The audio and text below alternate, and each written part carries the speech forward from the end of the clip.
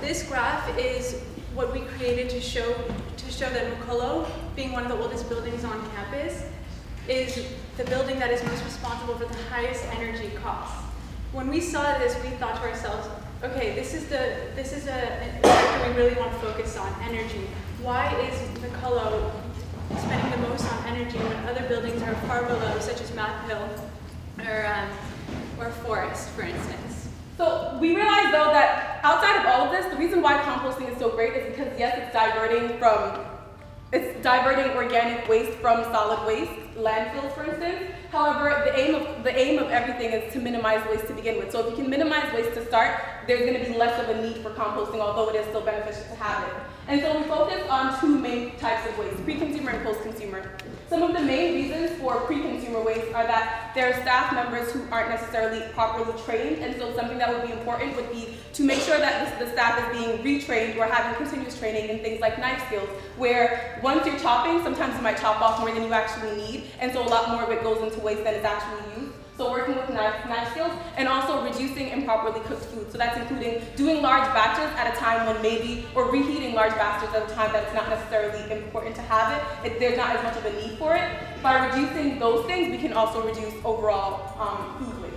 And then for post-consumer waste, we thought that some of the most important takeaways were customer input, greater customer input into the menus, because many times students will go to trim and they'll get food, or faculty even will go to trim, they'll get food.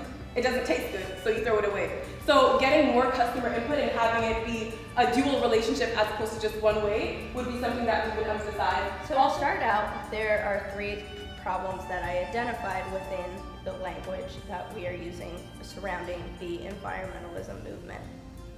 To start, it's very isolating. So among different groups, such as conservationists, ecofeminists, ecologists, and business sustainability people, there are a lot of different dividing types of languages that really separate them from one another. They make it so that they are very narrow within their own scope of a worldview, and they're not able to relate to each other, and they're especially not able to relate to people outside of the environmentalism movement because of this language that they're using.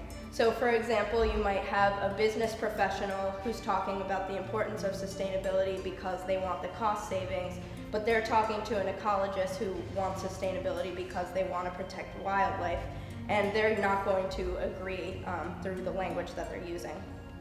Another problem with the language is that it's often focused, even with the names of the groups, on the methodologies instead of on the problem solving itself.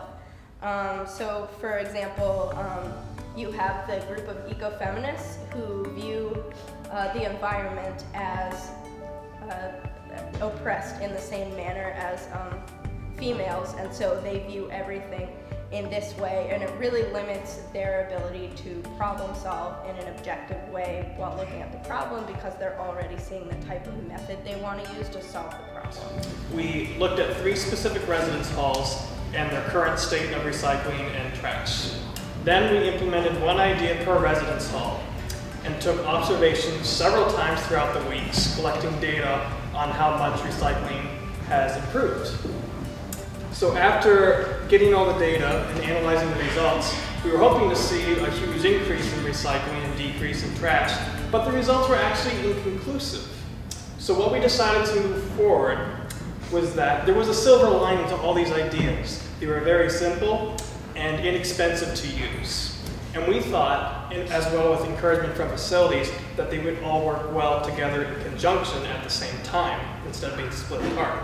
And so obviously what I want you guys to take away is that, this gives you food. And I want you to realize that we just ate is, food. And this is kind of where it comes from. And the reality is that this doesn't have to be so separate. We don't have to ship everything from far away. And so some of the things we've grown here at Babson are broccoli, strawberries, different types, and we have fennel here. and some more other types of vegetables that are really actually quite good. And obviously it provides an opportunity for education, so it's not just about the food.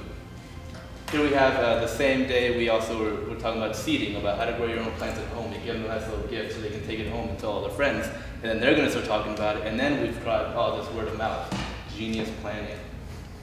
So here's some more seeding, but we also get involved in things like soul food, and as well as food days, because it's a whole system. And the reality is that I can't feed the whole world, and this garden won't. But if we can all bring it down and understand what it's like, as well as understand the system under which this could be feasible, the world could change drastically. What we did was we set up a table at Trim where we were able to survey different students and collect their data of how much they wasted. So what we did was, as I said before, we set up a table and we set up different groups, as you can see here. And let him do the clicking. that's probably good too. We had different stations where one of us would enter the data, one of us would weigh the food, and one of us would record surveys. Now, during this process, we collected a random sample of 30 different people, different ages, different genders. And with this, we collected the data, we put it in to Minitab, and we analyzed the results. Okay, so as you can see here, 57% of the participants, that's about 17 out of the 30, wasted less than 50 grams of food. And just to give you an idea of how much food, how much this weighs, that's about like one fried egg. The rest of them, about 47% of the participants, wasted more than 50 grams of food. Now, to give you an idea, 100 grams of food is about a quarter pound of a T-bone steak, just so you have a realistic idea of how much food is being wasted.